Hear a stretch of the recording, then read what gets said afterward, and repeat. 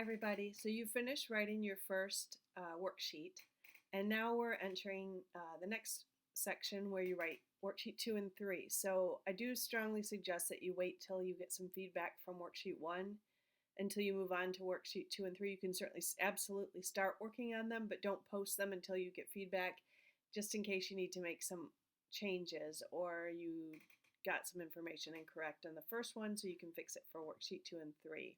Like I said, these worksheets are going to be copied and pasted into your final paper. Another thing we're going to be discussing this week is abstracts.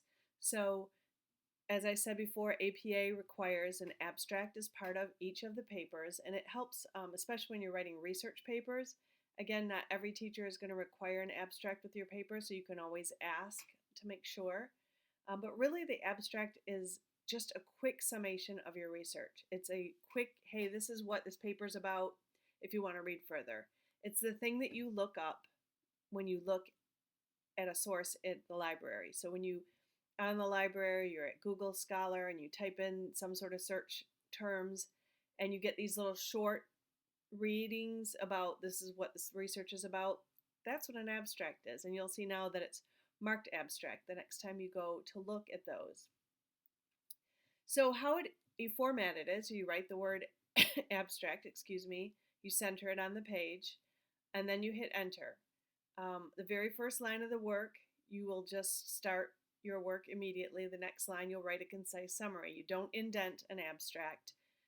It is just one quick block of information. Should be brief. It should let people know what they're reading, so what they're about to read. So the information at the bottom, the motivation, problem statement, methods, results, and conclusion are not going to be something that you're going to use for this first paper, since it's a rhetorical analysis. You will be writing basically this. This is a rhetorical analysis of this particular political columnist, whoever it is you chose. And then you're going to, again, this whole thing should be in third person. So you don't refer to yourself like, I did this, or my research, it's all by your last name. So in my case, I'd be Vornberger, completed a study of 3 articles analyzing the worldview of this particular political columnist.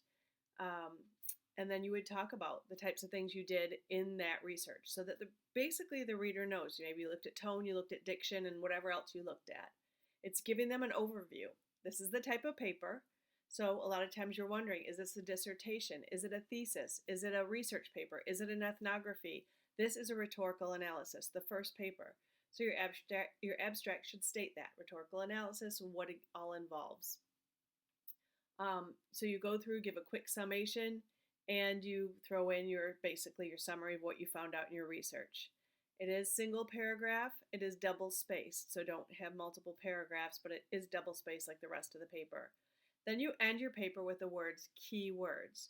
So you write the words keywords, you put them in italics, the words keywords, put a colon, and then you list the words that someone would look your paper up with.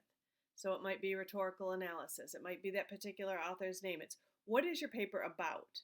So nothing from your titles, because your paper is not about the topic of their titles, of their articles. It is a rhetorical analysis of this particular person, and maybe you brought out certain points. Perhaps there were things you noticed in the rhetorical analysis. Those would be the keywords. As always, I will be having office hours, a Google Meet if you're interested. You'll turn in your abstract for your first paper with the final paper, so you can always go back to this and check it out. You might also want to look at the student example I provided for this.